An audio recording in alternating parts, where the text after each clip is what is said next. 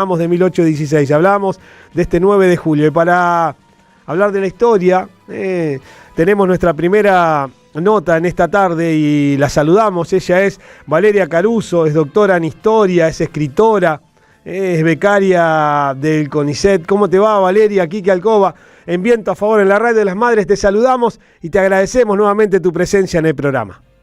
Hola, Quique, ¿cómo estás? Buenas tardes a vos y a todo tu público. Gracias. Vos sabés que nuestro editorial de hoy, yo intenté hacer una línea de tiempo entre lo que fueron las madres de la independencia, María Remedios del Valle, Juana Zurduy, Macacha Güemes, Mariquita Sánchez de Thompson, y nuestras madres de la independencia de hoy, ¿no? Las madres de Plaza de Mayo. Digo, como para entender un poco qué nos ha ido pasando desde esa declaración de la independencia en 1816 a este presente que vivimos hoy en la Argentina.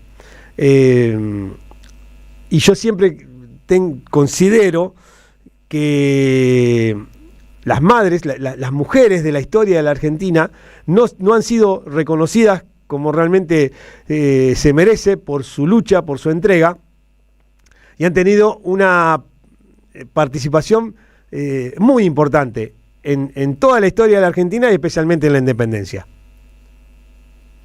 Sí, estoy absolutamente de acuerdo con vos, ¿no? Del mismo modo que habitualmente se piensa que solo las élites son las que hicieron la historia o las que radicalizaron los procesos que llevaron a tener la osadía de independizarnos del Imperio Español. Y sin embargo, estamos allí actuando, operando, radicalizando, ¿no? Esos procesos que a veces buscan ser neutralizados, ¿no? Y opacados, como si la historia la hicieran solo los grandes hombres, y particularmente aquellos hombres que tienen los recursos económicos, culturales, intelectuales para llevar sus hazañas adelante, ¿no? Y sin embargo, bueno, es bien conocida en los últimos años, ¿no? La reivindicación a María Remedios del Valle, Machaca Güemes, Juana Zurduy y cuántas otras compañeras, ¿no? Que hicieron posible esto que algunos anhelaban llamar la patria grande, ¿no?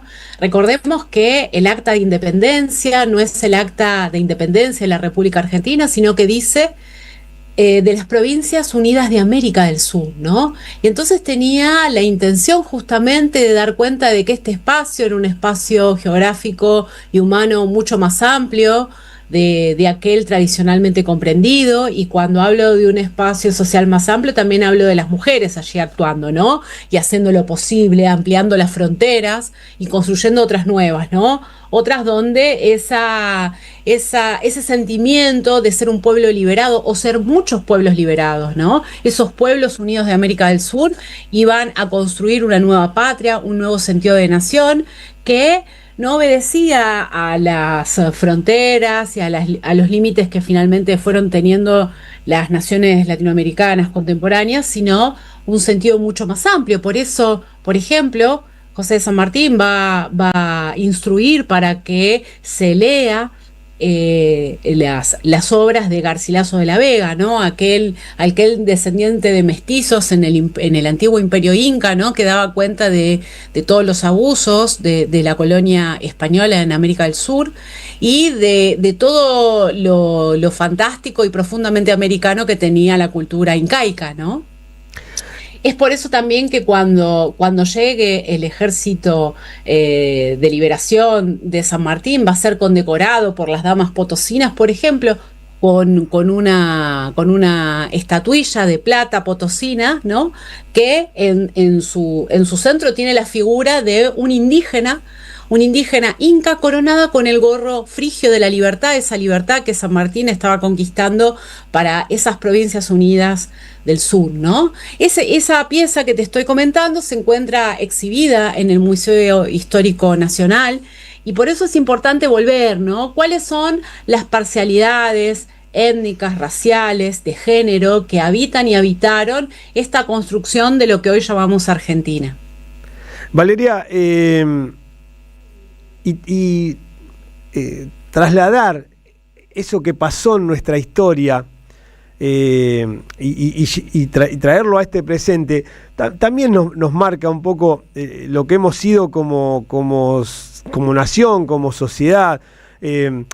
Hoy uno habla de la grieta, ¿no? en la Argentina, pero ya en esa historia también había, no sé de qué manera llamarlo, pero había esas diferencias que llevaron, no sé, desde la Revolución de 1810 a la Independencia de 1816, casi 6 años de dar vuelta, de girar en torno a un tema que era crucial, ¿no? Y que si no fuese por la participación, en este caso vos lo nombraste, de San Martín, de Belgrano, hubiera sido, me parece que hasta distinta la historia que estamos contando. Sí, sí, sin duda, ¿no? Y también dar cuenta de que toda nuestra historia está atravesado por múltiples tensiones acerca de qué proyectos colectivos debíamos llevar adelante, ¿no?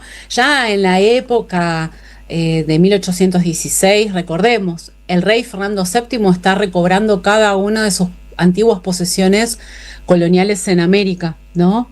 Y está intentando recobrar cada una de esas posiciones y sobre todo en algunos puntos claves, como el Alto Perú, que en ese momento formaba parte de el Virreinato del Río de la Plata, el centro de plata potosina, por eso es tan importante el Potosí, por eso era tan fundamental para San Martín llegar allí a Lima y poder liberarlo, ¿no? Y sin embargo, dentro del grupo de los criollos también había distintas alternativas, ¿no? Estaba ese grupo que en su momento estuvo liderado por Mariano Moreno, pero también por Belgrano, el grupo independentista, ¿no? Que buscaba romper directamente con España, pero también había un grupo de criollos autonomistas que decían, bueno, nosotros hemos dado cuenta de que nos podemos gobernar a nosotros mismos, pero tal vez no sería conveniente cortar de cuajo todos los vínculos con España, ¿no?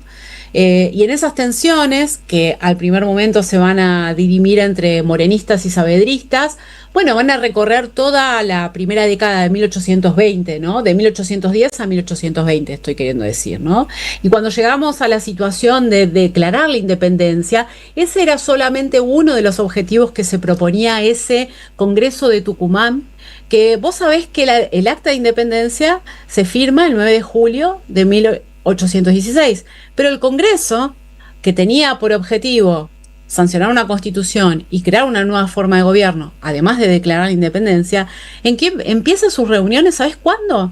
El día 24 de marzo de 1816, ¿no?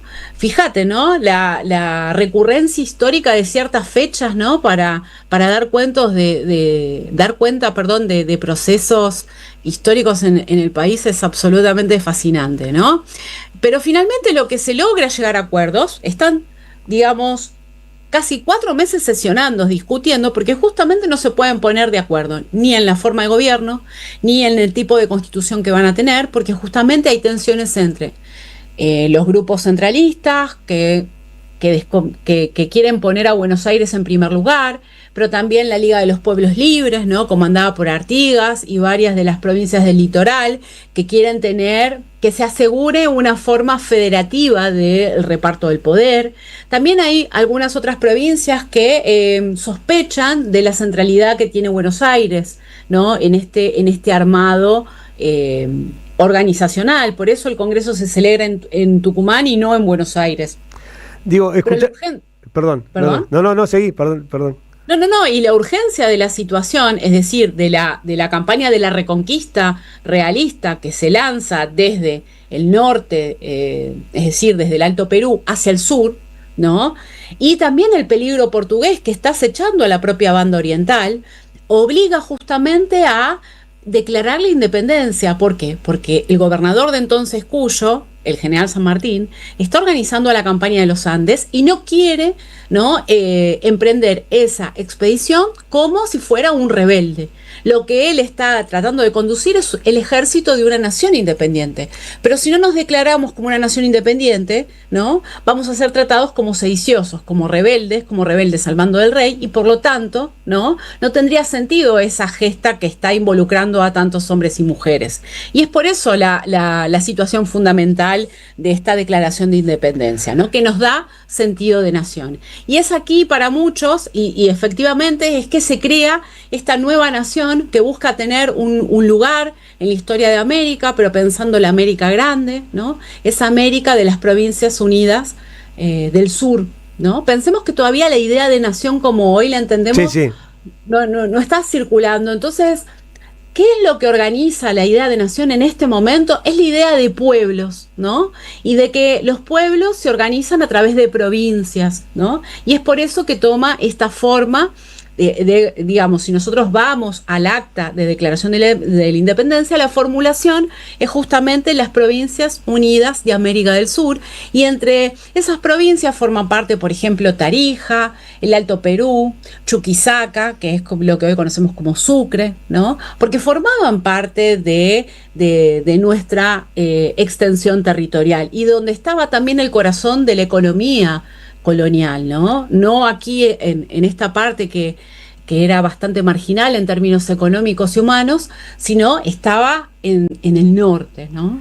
Luego, con el deceso de la plata potosina, bueno, el ciclo económico sí se va a trasladar hacia Buenos Aires, teniendo en cuenta la necesidad de exportar materias primas hacia los mercados transatlánticos. Qué importante es conocer la historia, digo, para también entender algunas cuestiones que nos pasan en este presente, digo, porque no es casual muchas actitudes de las que hoy vemos y sufrimos, en este caso de quienes nos gobiernan, porque vienen de arrastre. Entonces, por eso es fundamental también hacer siempre estos ejercicios de memoria, estos ejercicios de conocer realmente desde el interior profundo la historia, para llegar a lo que hoy vivimos.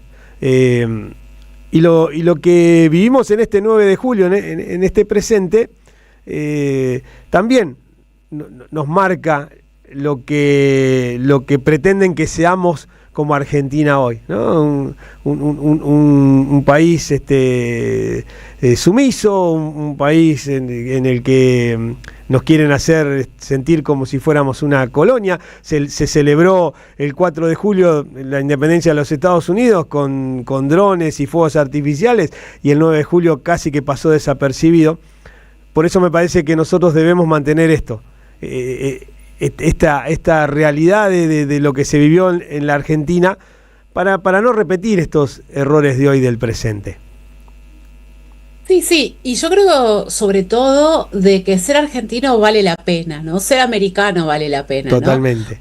Como decía ese gran artista plástico, ¿no? Federico Peralta Ramos, a mí me gusta acá, ¿no? A mí me gusta cómo es acá, y a mí me gusta que recordemos también que la historia está llena de idas y vueltas, pero que valió la pena todo este esfuerzo colectivo, histórico y colectivo, ¿no? Totalmente. Y de vuelta, ¿no? Lo hicimos entre todos. Entonces, honrar nuestras tradiciones no es solamente un ejercicio de sacar estampitas de un cajón, sino dar cuenta de que vale la pena ser argentino, de que hay una serie de elementos que nos hacen un conjunto humano valioso, ¿no?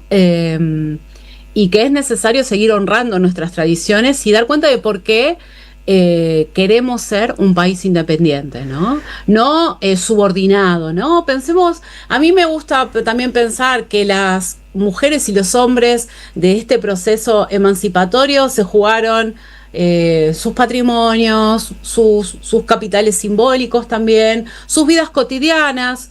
Pero también había una apuesta por construir otra cosa, ¿no? Por construir otro futuro. Entonces también este 9 de julio, este nuevo recordatorio tal vez nos puede ayudar a pensar qué tipo de futuro queremos para nosotros y para nuestros conciudadanos, ¿verdad? Valeria, agradeciéndote esta participación, siempre es muy grato tenerte, escucharte.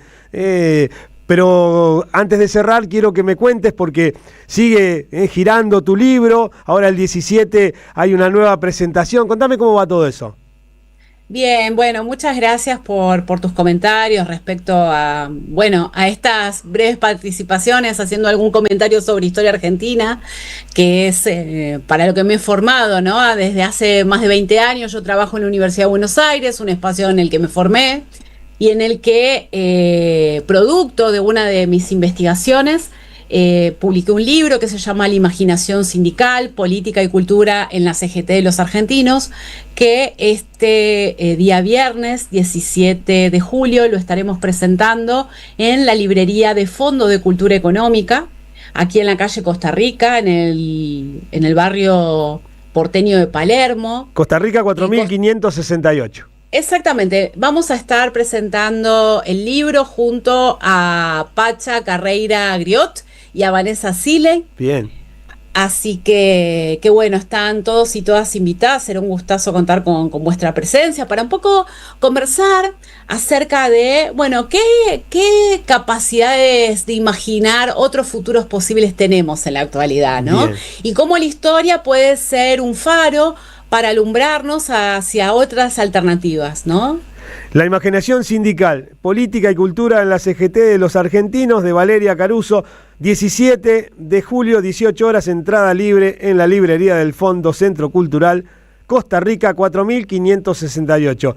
Valeria, te mando un beso enorme. Gracias. Igualmente, Quique, adiós. Te abrazamos, gracias.